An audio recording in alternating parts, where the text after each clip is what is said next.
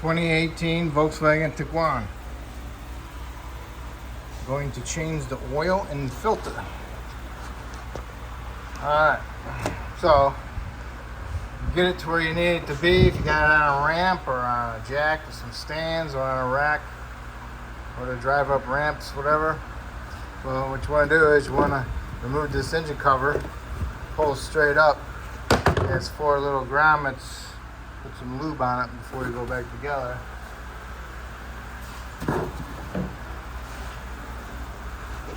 Here's your oil filter. There's your dipstick. And here's your filler cap. I like to remove the filter first, so that way it allows the oil that's inside there to drain back down, so you don't put that into your new oil. And this is 1.25 inches that fits it. So get a breaker bar and break it loose and unthread it. And you can unthread it and you can pull it out. And we'll have a bunch of oil dripping from it. I already had mine out and drained it. I'm just showing you. Okay. So now after we got this out, we're draining it. We'll let it drain. And you want to pull this filter out. There's also an O-ring right here. You want to take that O-ring off and you want to replace it. Pull out the old filter. Get yourself a little screwdriver. Pick underneath the O-ring. Walk the O-ring around. Get the new O-ring. Walk that one down, around on also. And then what you want to do is you want to put some lube on the O-ring before you put it back in. Alright, so you look inside there, there's no oil in there, so it drained out. Put the filter back in there, push it down, center it, and just screw it down with your hand. It threads a couple little turns and then stops. Then you're cross-threading it. But if you can just keep on turning it, that means you're good. It says 25 plus or minus Newton meters, but I found out that sometimes when you just do that with the torque wrench, they end up leaking. So, I'm probably with a big ratchet. And go back together with a short ratchet.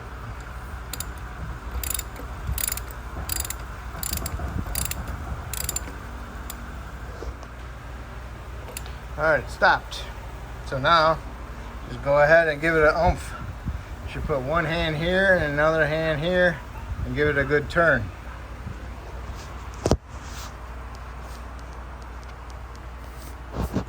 Let's see if I can do it. Okay, that's good.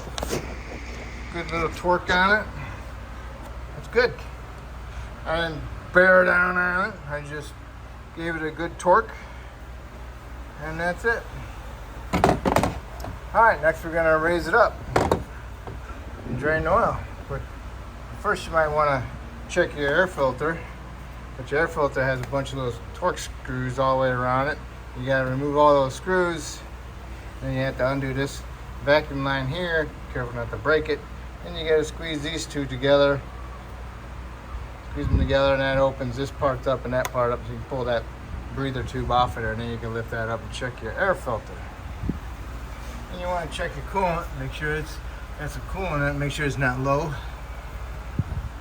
And then there's your washer solvent, you want to top that off.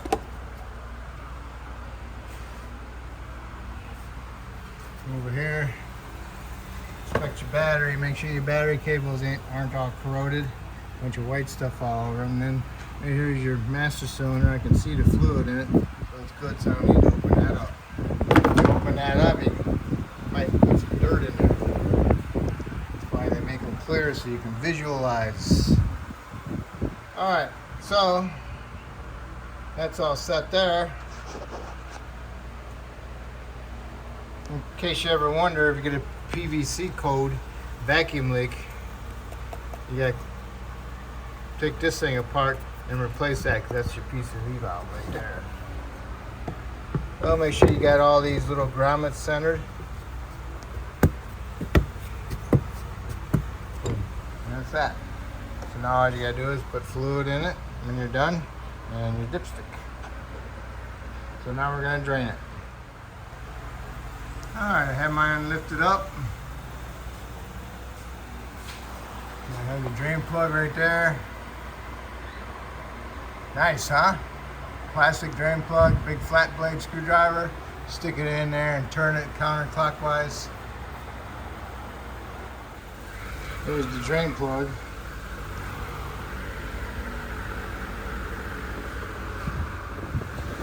There's the drain plug.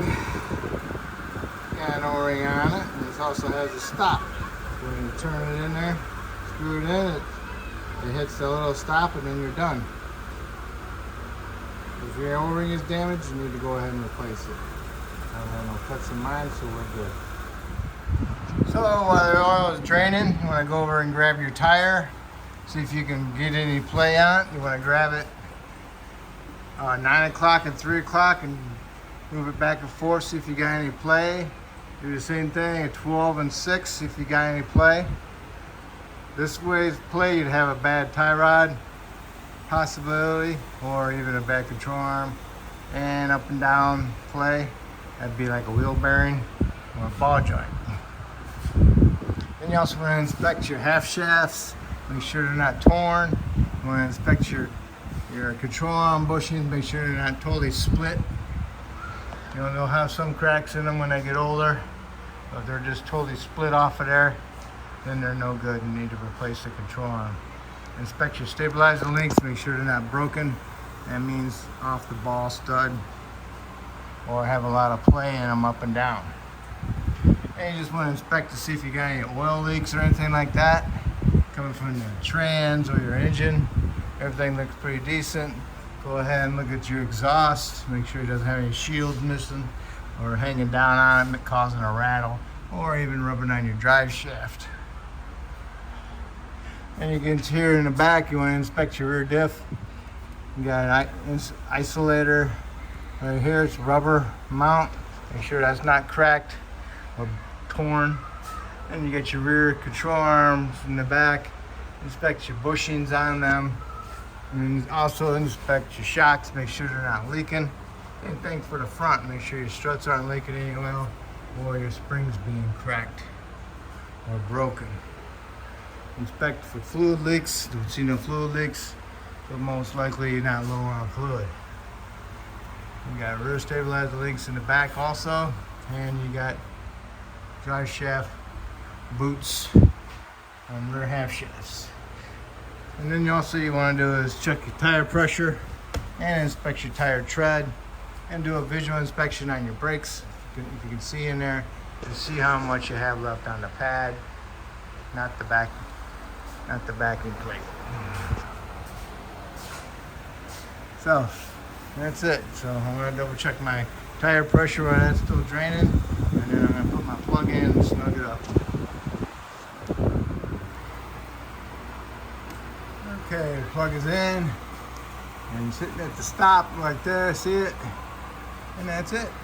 Clean it off and wipe it off, and then you're all set.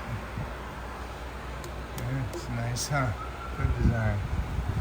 Alright, now everything's set. Now I can lower down and put my oil on it. Okay, I put 6 quarts of oil in it, and I started it. Let it run a little bit, and then I shut it off, and then I want to double check my fluid level.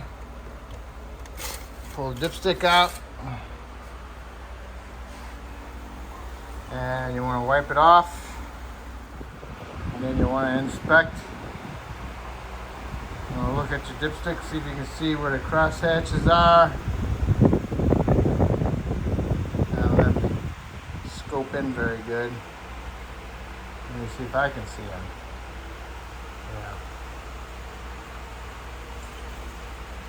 Nope. Anyway, in between the humps, okay? See how it's bent? It needs to be in the middle of that. So, stick it in here. Pull it back up. And then look at it. See where the oil's at? It's right in the middle. I don't know if you can see it or not. It's It's terrible.